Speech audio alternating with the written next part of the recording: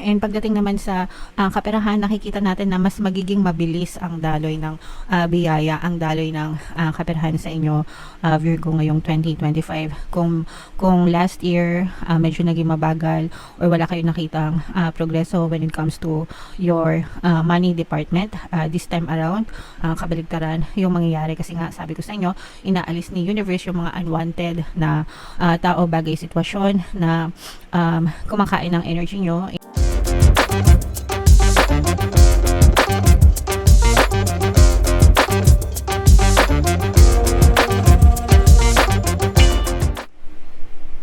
Hello guys, hello Virgo, welcome back to Pinay Pixie Tarot. Ang pamagatang episode natin for tonight is blessings sa 2025. Titingnan natin or sisilipin natin yung mga blessings na pwede nyo ma-experience guys ngayong 2025. Unahin natin tong deck na to. Tingnan natin yung mga mensahe sa inyo, Virgo, ng inyong mga gabay.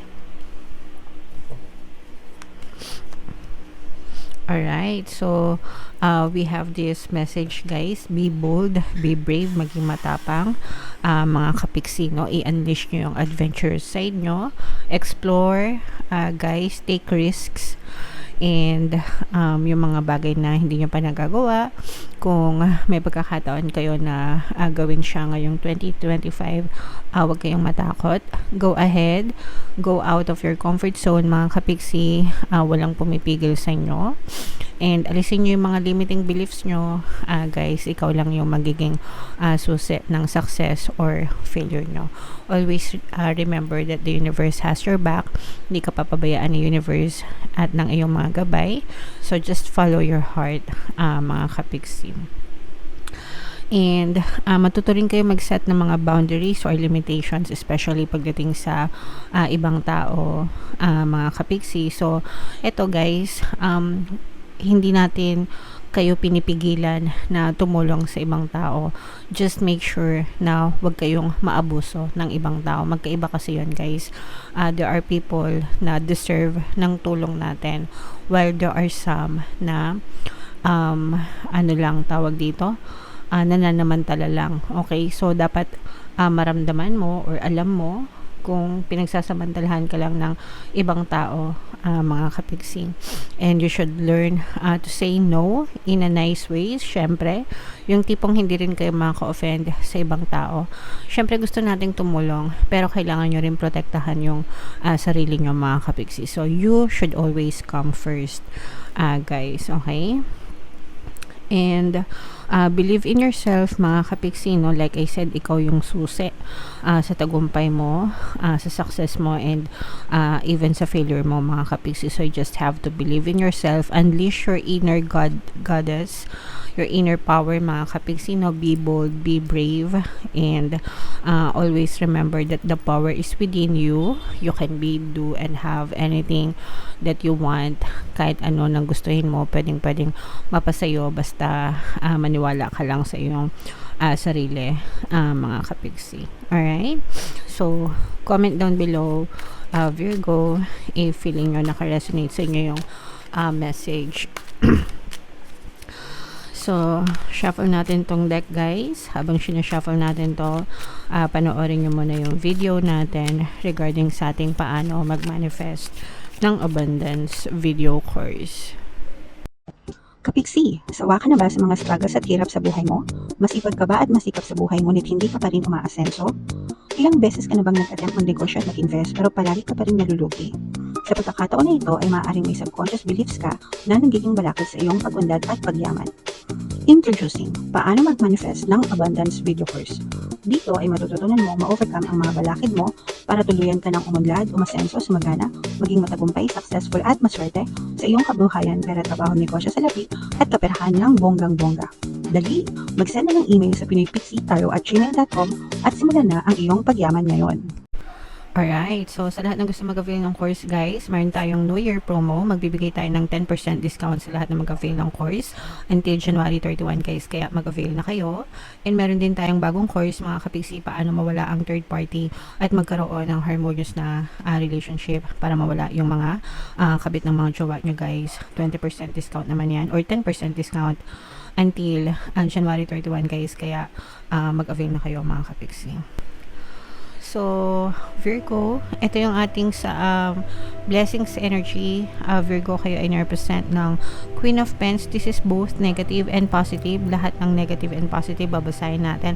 Guys, yung negative, yun yung mga balakid sa blessings nyo, mga kapiksino. Pero dito, ang negative na nakikita natin is papunta sa positive guys. Kasi ibig sabihin nito, for some of you, parang may mga mag-e-end na cycle sa buhay nyo para bigyan ng space yung mga bagay or mga blessings na deserve nyo sa buhay. So parang persahan na inaalis ni universe, Virgo, yung mga unwanted na energies, yung mga unwanted na tao, unwanted na sitwasyon, unwanted na bagay na kumakain ng energy nyo guys, no? Kasi for some of you, for a long time na stuck kayo dito sa mga unwanted na to, mga kapiksino, and yun yung dahilan kung bakit na stuck kayo guys, no? Pero ito ngayong 2025 parang persahan na inaalis ito sa'yo ni universe to make way para sa mga magagandang blessings sa buhay mo. And ano yung mga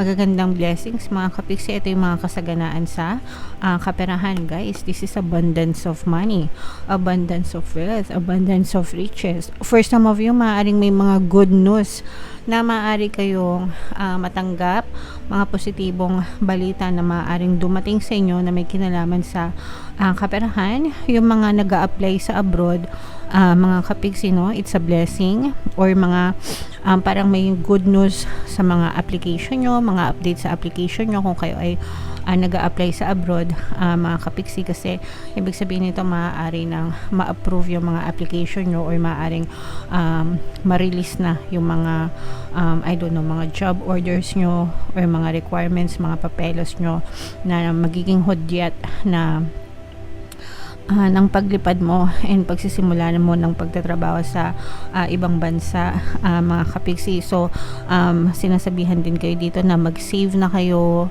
mag-ipon na kayo, lalo na kung kailangan nyo ng mga show money, di ba? Yung mga usually kasi ang alam ko, sorry hindi naman kasi ako nag-a-abroad, pero ang alam ko kasi sa mga nag-a-abroad, may mga placement fee sila na tinatawag, o kaya yung mga show money, no, na tinatawag, if in case na kailangan yung mag-ibang bansa. So paghandaan nyo na yan mga kapiksi, kasi malapit na kayong makatanggap ng magandang balita and maaari nang matuloy yung inyong mga pag-a-abroad guys. And meron ditong presence ng air sign, Aquarius, Gemini, Libra, at saka water sign, Cancer, Pisces, Scorpio. So you are also being advised na balansehin nyo yung pagiging logical nyo, mga kapiksi, yung isip at emosyon, yung puso nyo guys, no? Kailangan balanse kayo, no? Para magkaroon kayo ng magandang plano kung ano yung gusto nyong gagawin, if in case na matuloy na yung mga plano nyo ngayong 2025. And yung sinasabi natin guys na be bold, be brave, umaksyon, no? Magsimula ng mga bagong risks, bagong journey ngayong 2025 para mas dumami pa yung mga blessings sa inyo. Kasi kung palagi lang kayong, if you're doing the same thing over and over again, syempre yung resulta parehas din, no? So kung gusto mo magkaroon ng panibagong output or panibagong resulta, kailangan may baguhin ka sa formula mo. So ayan na yung sinasabi sa inyo, mga kapiksi. Alright? So ito guys, i-mind nyo na yan sa comment section. Mind blessing sa pera, blessing sa trabaho, trabaho abroad, yan ang mga blessing sa inyo, mga kapiksi, mga bagong simula. Ayan, no, magtatagumpay talaga kayo and very progressive, mga kapiksi. Ang blessings sa inyo Virgo ngayong 2025 is more on kaperahan at saka relasyon guys, no? So pinagpapala kayo parehas sa kaperahan, mga opportunities, grabe, ayan, no, grabe, sobrang ganda. For some of you, mga kapiksi, this is a blessing sa inyong love life guys, no? Kung kayo ay meron ng partner o specific person, ibig sabihin mas magiging harmonious pa yung inyong relationship and you will be blessed pagdating sa inyong romantic na department. And for some of you na mga single, mga kapiksi, no, mapipili nyo, kumbaga parang dadating sa inyo yung tamang tao and mapipili nyo yung tamang tao na karapat-dapat para sa pagmamahal nyo, mga kapiksi. So parang love is in the air para sa inyo Virgo ngayong 2025. And pagdating naman sa kaperahan, nakikita natin na mas magiging mabilis ang daloy ng biyaya, ang daloy ng kaperahan sa inyo, Virgo, ngayong 2025. Kung last year medyo naging mabagal or wala kayo nakitang progreso when it comes to your money department, this time around kabaligtaran yung mangyayari, kasi nga sabi ko sa inyo, inaalis ni universe yung mga unwanted na tao, bagay, sitwasyon na kumakain ng energy nyo, and this time around parang mas magiging mabilis na mawawala na yung kadena nyo, guys, no? Kumbaga parang mas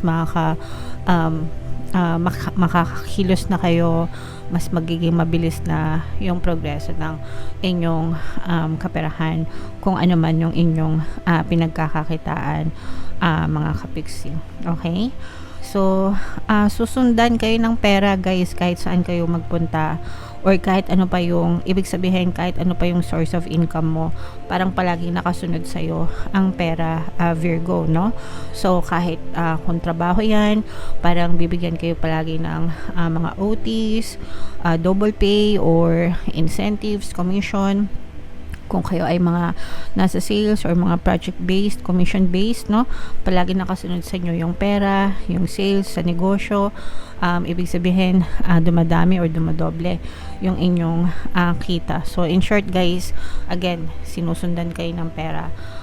Pera na yung humahabol sa inyo, Virgo. So, grabe, sobrang ganda, Virgo, no? I-mind nyo na yan sa comment section, mga kapiksi. Blessed ka na sa pera, blessed ka pa sa relasyon. Ikaw na. Alright, so i-mind nyo na lahat yan, guys, sa comment section. Huwag nyo nang pakawalan, deserve nyo yan, mga kapiksi. And for more tarot readings para sa Virgo, guys, ito yung playlist nyo. Ito naman yung ating success stories ng paano mag-manifest ng abundance video course. Click here to subscribe, guys. Ito yung ating mga pampaswerte subliminals. Thank you for liking, sharing, and subscribing, and see you again next time. I love you all. Have a nice day. Bye-bye.